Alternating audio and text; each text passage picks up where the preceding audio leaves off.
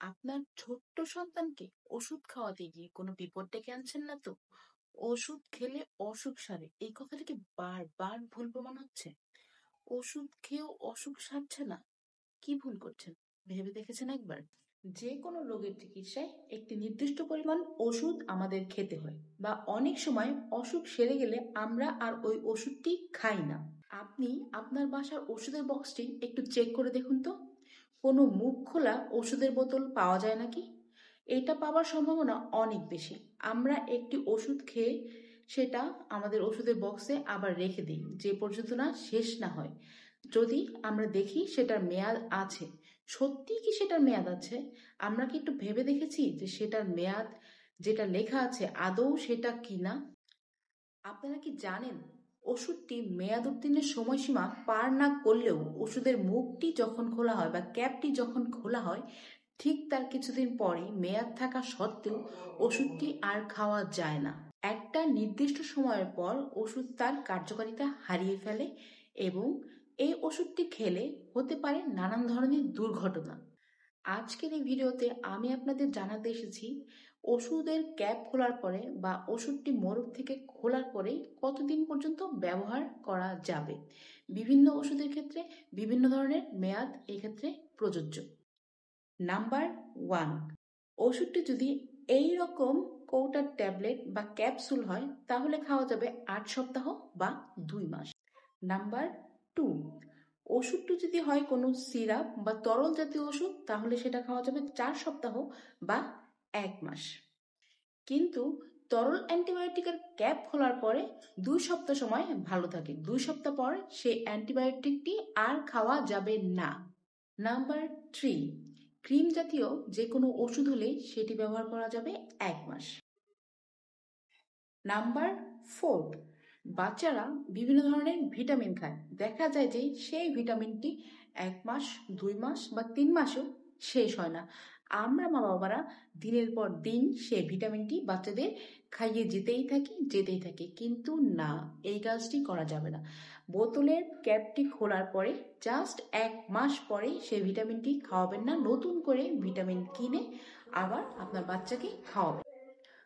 Number 5, চোখের বা কানের ড্রপ আমরা অহরহই ব্যবহার করি। আমাদের বাচ্চাদের সর্দি লাগলেই নাক বন্ধ হয়ে যায়, এবং যার জন্য আমরা নাকের ড্রপ অহরহ ব্যবহার করে থাকি। এই নাকের ড্রপ ঠিক 1 মাস ব্যবহার করা যাবে ক্যাপটি খোলার পর, এরপরে আর একদিনও না। এটি আপনার বাচ্চার জন্য ক্ষতিকর হতে পারে যদি আপনি 1 মাসেরও পরে ব্যবহার করেন। এতক্ষণ তো বললাম বাচ্চাদের কথা বা সকলের কথা, কিন্তু আমরা বড়রা যারা গোটা ওষুধ খেয়ে থাকি, মাঝে মধ্যে আমরা পাওয়ার কমানো বাড়ানোর জন্য হাফ বা ভেঙে ওষুধটি খাই। একান্তই বাধ্য না হলে সেই ভাঙা ওষুধটি খাবেন না। যদি ভাঙা ওষুধটি আপনাকে খেতেই হয় তাহলে অবশ্যই ভাঙা ওষুধটির রং, তারপর গঠন সব ঠিকঠাক আছে কিনা, গন্ধ অবশ্যই চেক করে নেবেন। যদি ঠিক না থাকে সেই ওষুধটি খাবেন না। আর ওষুধ ভাঙার পর যদি এয়ারটাইট বক্সে রাখেন তাহলে সেটা সবচেয়ে বেশি ভালো হবে। ভাঙা ওষুধ সংরক্ষণের এটাই একমাত্র নিয়ম।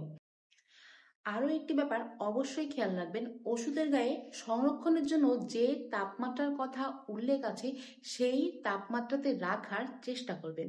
তা না হলে ওষুধ তার গুণগত মান হারিয়ে বিষাক্ত হয়ে যেতে পারে, যেটি আপনার সন্তানের জন্য ক্ষতিকর হতে পারে। শুধু সন্তান না, এটি আমাদের সকল মানব শরীরের জন্য ক্ষতিকর হতে পারে। তাই ওষুধ সংরক্ষণ করুন একটি নির্দিষ্ট তাপমাত্রায়, পারলে আমাদের মতো উষ্ণ দেশে আপনারা ফ্রিজে সংরক্ষণ করুন। এখন অনেকে বলতে পারেন যে এত এত ওষুধ আমরা ডেইলি খাই, সেগুলো কোনটা কবে খুলেছে সেটা মনে রাখবো কিভাবে? আপনার জন্য যেই কাজটা সুইটেবল হয় সেটাই করবেন। অনেকে আমরা ডায়েরিতে লিখে রাখতে পছন্দ করি, অনেকে আমরা ফোনে রিমাইন্ডার দিয়ে রাখতে পছন্দ করি। যদি এটাও না পারেন, সবচেয়ে সহজ উপায় হচ্ছে গিয়ে ওষুধের গায়ে একটা লেবেলিং করে রাখবেন যে এই ওষুধে এত তারিখে মেয়াদটি শেষ হয়ে যাবে। যদিও বা ওষুধের গায়ে মেয়াদ আছে, কিন্তু ক্যাপ খোলার পরে ঠিক 1 মাস বা 2 মাস বা 15 দিন পরে যে তারিখটা হবে সেই তারিখটা লিখে রাখবেন, তাহলে আর ভোলার কোনো চান্স নেই। আমাদের এই সামান্য সচেতনতা পারে আমাদের বাসার ছোট্ট ছোট্ট বাচ্চাকে বড় ধরনের দুর্ঘটনা থেকে রক্ষা করতে। আপনাদের যাদের বাসায় ছোট ছোট বাবু আছে বা পরিবার পরিজনে যারা অনেক বেশি নিয়মিত ওষুধ খেয়ে থাকেন, বয়স্ক বা শিশু যেই হোক না কেন, তাদের বাবা মা বা ওই বাসার লোকজনকে আপনারা এই ভিডিওটি শেয়ার করে দিবেন, যাতে তারা সঠিক তথ্যটি পায়। এবং আমার এই ভিডিওটি যদি আপনাদের ভালো লেগে থাকে তাহলে অবশ্যই আমার চ্যানেলটি সাবস্ক্রাইব করবেন। আর মনে রাখবেন, সচেতনতার কোনো বিকল্প নেই। ধন্যবাদ সবাইকে।